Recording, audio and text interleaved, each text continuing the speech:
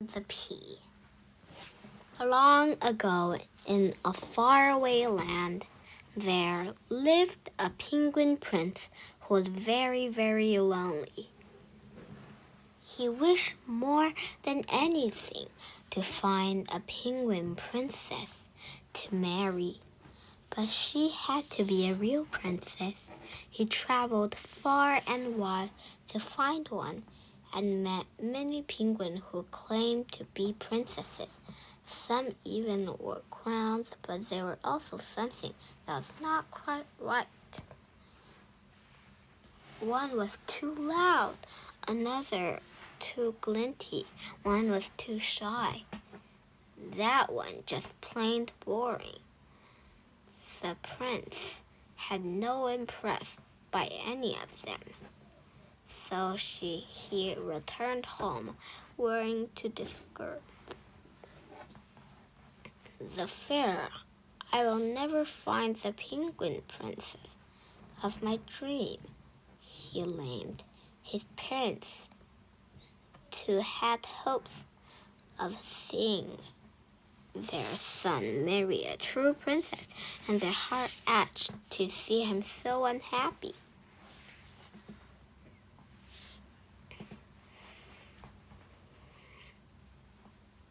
One night there was a terrible storm, lightning flashing on the castle wall, and the wind howled through the tree.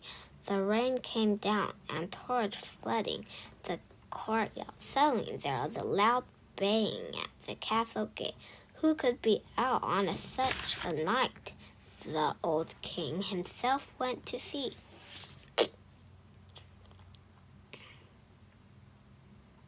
Outside the gate stood a wet and submersible penguin. She had broken down, and she was seeking shelter from the storm. She claimed to be a princess, but that was dreadful sight she was. Rain steamed from her beak, and her father were admitted. Her clothes were in tears, and her crown was caked with mud. Yet she insisted that she was a real princess.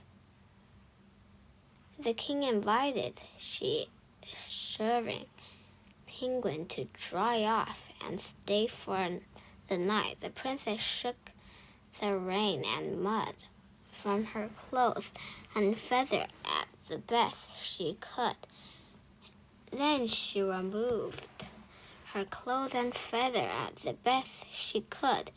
She removed her grumpy rain flipper, enough the water gusses out to make a puddle in the entranceway.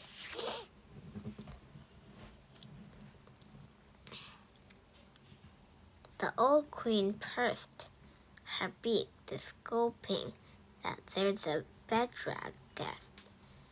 She does not look like a princess to me, she said to the king. Just look at those scraggly feathers, the rough crown. But the prince was angered by the mystery stranger and looked forward learning more about her.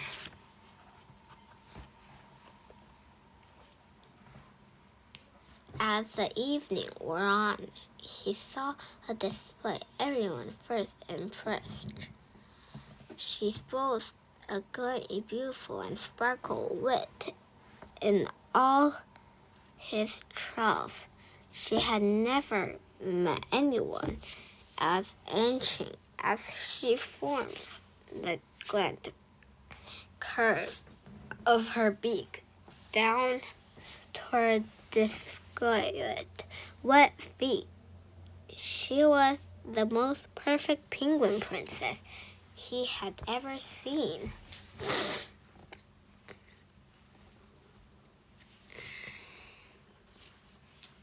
As a princess, she had never before met so handsome and charming a prince.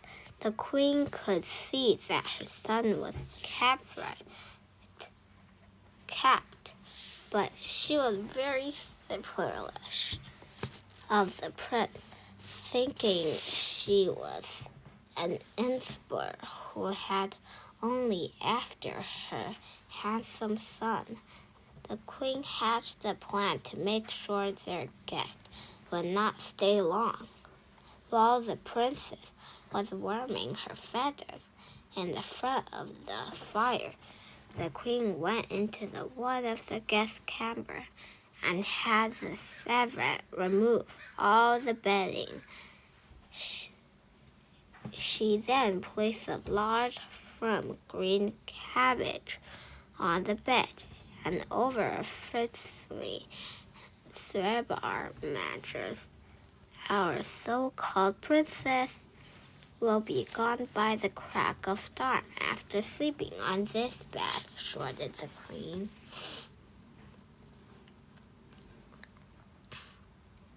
Then it came time to wrestle. At night, the princess was shown to her bedberth. Oh dear, Current, it's a lumpy old bed, she thought. She tried her best to get comfortable, but all through the night she flipped and flopped and did not sleep a wink.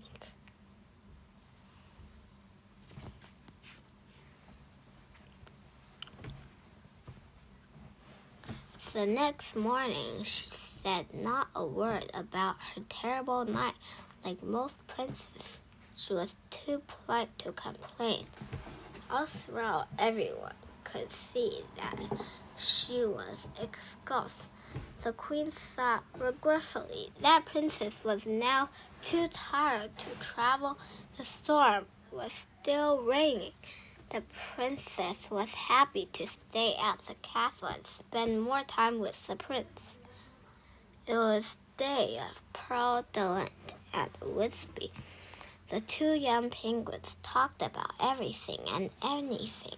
They were simple, each with each other. She surely must be a real princess, thought the prince. She is the ideal penguin for me.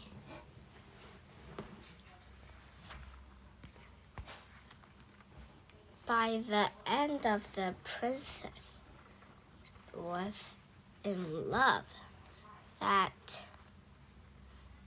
he asked her Finn to marry the princess. The princess happily accepted.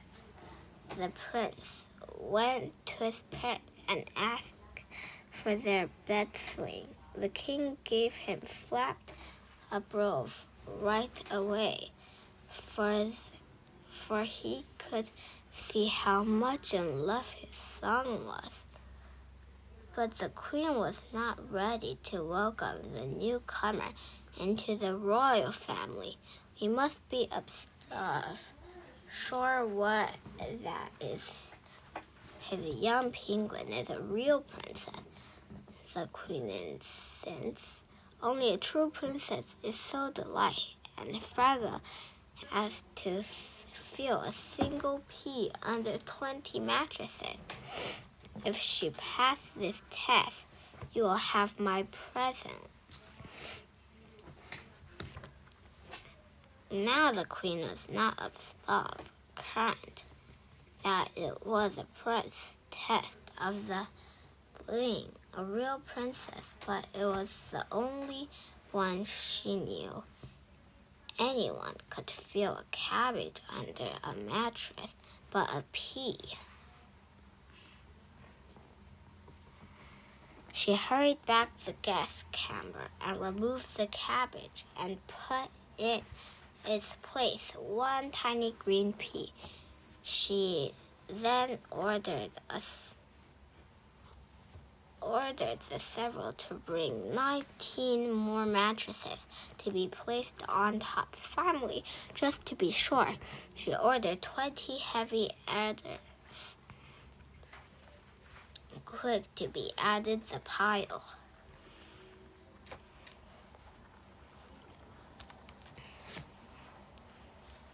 When the princess entered the bedroom and saw the tanner bed, she was blue.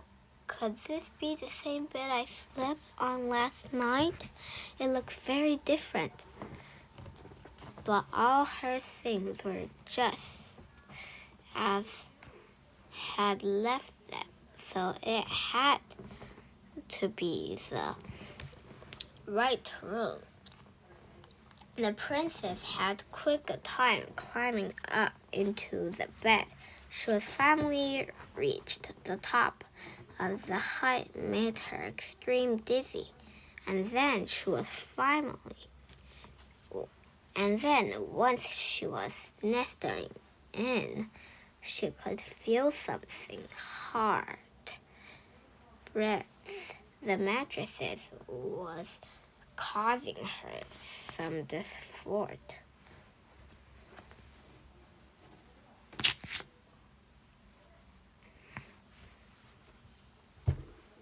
In the middle of the night, as she turned restlessly from the side to the side, she rolled right off the bed and stumbled to the floor. In the morning, when the princess came down the royal breakfast table, the queen asked, "How did you sleep last night, my dear?" "I do hope the bed was comfortable." The princess was not sure what to say. "Don't be shy, please tell us," the queen urged. Everyone leaned closer to hear her reply. "Oh, it was a lovely bed, so many mattresses and quite," the princess began.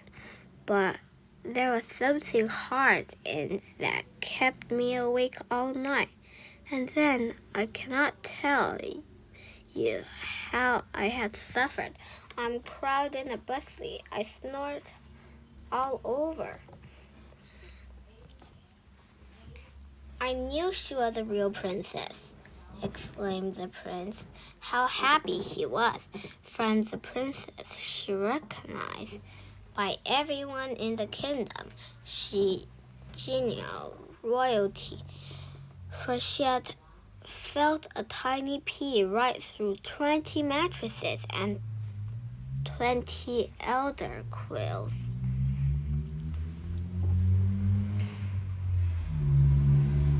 The queen gave her consent, and the prince and the princess were soon married and lived happily ever after.